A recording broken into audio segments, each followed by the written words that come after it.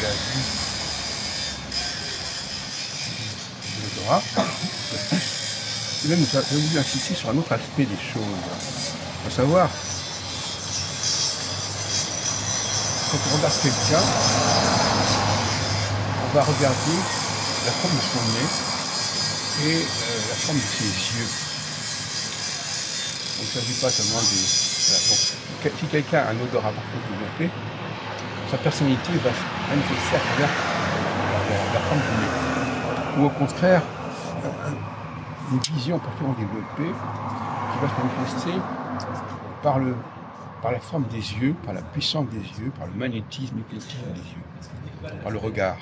Donc il ne s'agit pas de parler du regard qui regarde, il s'agit d'un regard qui est regardé. Il ne s'agit pas d'un nez qui sent, mais un nez qui est perçu par l'autre.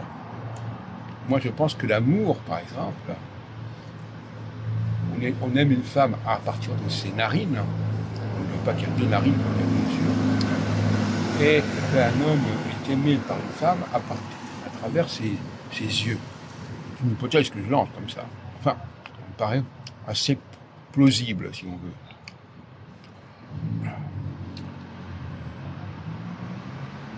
Il faudrait interroger les gens davantage, faire une enquête à ce sujet, mais en réalité, on arrive à capter une personne, l'homme arrive à capter une femme par son regard, pas parce qu'il regarde, pas ce qu'il regarde, c'est comment son regard, comment il est perçu, comment il se manifeste son regard, comment il éclate. Ou bien au contraire, une femme, elle sera perçue par la nature, l'originalité de ses narines, de son profil. Voilà, à mon avis, ça c'est la thèse que je défends depuis longtemps, que je pratique depuis longtemps. Un homme est remarquable par son regard, par ses yeux, et une femme est remarquable par son nez. Évidemment, le nez va renvoyer à l'odorat, et les yeux vont renvoyer à la vision, mais là, on est en train de parler de comment l'autre est perçu, comment on est perçu par le monde. On est perçu par le monde à travers notre regard dans un sens, ou à travers, quand on est un homme, quand un homme n'a pas un regard intéressant, il est mal parti. Une femme n'a pas un nez intéressant, il est mal parti.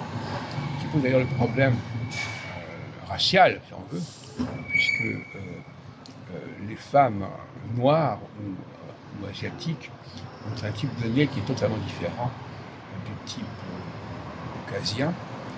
Et ça aussi, ça peut poser des problèmes d'intégration assez complexes.